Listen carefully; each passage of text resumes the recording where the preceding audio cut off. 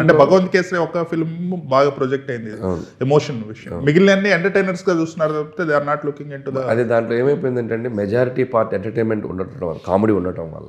F2లో చూస్తే wife and husband తాలూకు serious emotion దాంట్లో చెప్పడం జరిగింది. అండ్ సంక్రాంతికి వస్త్రంలో ఒక టీచర్ క్యారెక్టర్కి సంబంధించిన ఎమోషన్ కూడా చెప్పడం జరిగింది.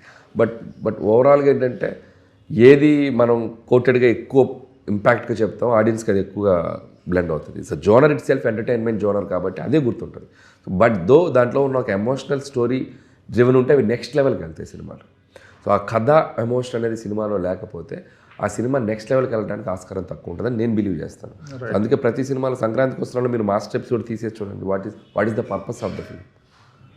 ఓన్లీ వైఫ్ గర్ల్ ఫ్రెండ్ మధ్య గ్యాగ్స్ వేసుకొని ఒక కథ నడిపితే it won't be A fulfilness రాదు స్క్రిప్ట్.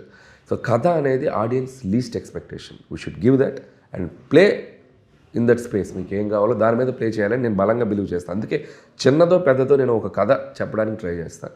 దాంట్లో ఎంత అల్లరి చేయాలో అంత అల్లరి చేసుకోవచ్చు. ఈ సినిమాలో కూడా there is a beautiful soul ఉంది సినిమాలో. ఒక హస్బెండ్ అండ్ వైఫ్ పిల్లల మధ్య జరిగేటువంటి డ్రామా చాలా ఎక్స్ట్రాడినరీగా డీల్ చేసాం. చిరంజీవి గారితో ఆయన చాలా చాలా మెచ్యూర్డ్గా యాక్ట్ చేశారు కొన్ని ఎమోషన్స్. ఇంకా కామెడీ అంటారా, మీరు ఆల్రెడీ ట్రైలర్లో చూసింది మేము జస్ట్ ఒక 1-2% ఇచ్చాం. ఎందుకంటే ఈ సినిమా అంతా చాలా సిచ్యువేషన్ బేస్డ్ కామెడీ అండి. ఐ కాంట్ రివీల్ హోల్, ఏమీ నేను రివీల్ చేయలేను. అందుకే కథ కూడా నేను చాలామందికి ట్రైలర్లో కూడా కథ కూడా నేను పెద్ద రివీల్ చేయలేను. సో చిరంజీవి గారి క్యారెక్టరైజేషన్, చిరంజీవి గారు ఇలా ఉండబోతున్నారు అని ఒక స్టోరీ లాగా చేశాను తప్ప